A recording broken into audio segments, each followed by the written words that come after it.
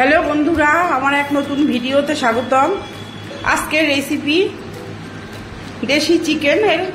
দেশি চিকেনের ঝোল। তো চলুন দেখিয়ে দিই এই রেসিপি বানাতে কি কি লাগে।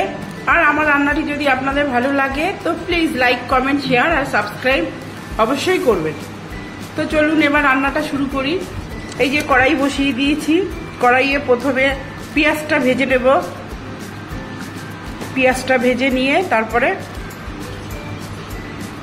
কিছুটা পেঁয়াজ বেটে দেব, বেরেস্তা বানিয়ে নেব পেঁয়াজটাকে। তো তারপরে ফোড়নটা দেব।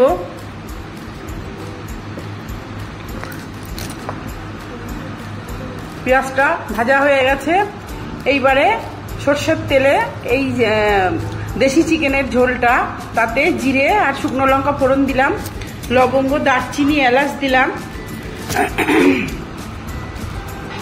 তো এইবারে মশলাটা পেস্ট করে নিয়েছি, জিরে, আদা, লঙ্কা আর টমেটো, এটা পেস্ট করে নিয়েছি একসাথে, এটা দিয়ে দিলাম। এবার এই পেঁয়াজ ভাজার মধ্যে এই পেস্টটা এবারে দিয়ে দেব। তারপরে মশলাটা কষিয়ে নেব। তারপরে একটু পেঁয়াজ থাকবে, সেটাও একটু বেটে দেব।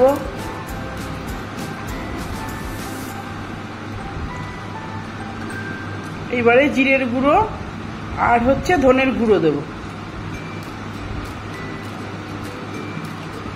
জিরের গুঁড়ো, ধনের গুঁড়ো, হলুদ 1.5 চামচ, লবণ 1.5 চামচ। তো এবারে মশলাটা ভালো করে কষিয়ে নিতে হবে। তারপরে চিকেনগুলো ছেড়ে দেব।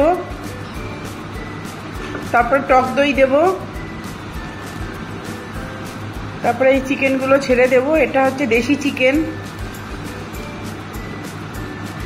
তো এইভাবে চিকেনটা ছেড়ে দিলাম। এখানে 700 চিকেন আছে।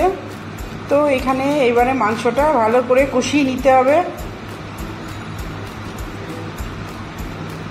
তারপরে লাস্টে একটু টক দই দেব।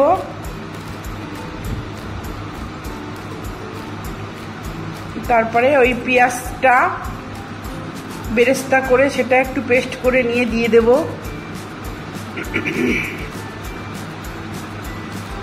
আলুগুলো আগে বয়েল করে নিয়েছিলাম, সেটা সিদ্ধ আলুটা দিয়ে দিলাম এই মাংসের মধ্যে।